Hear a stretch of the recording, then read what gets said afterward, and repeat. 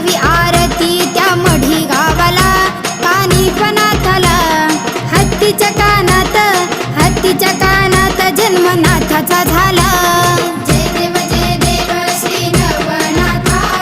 नवनाथा आरती ओ वाळू मन भावे ओ वाळू श्री नवनाथा जय देव माझी सहावी आरती हरंगुळ गावाला भरतरीनाथाला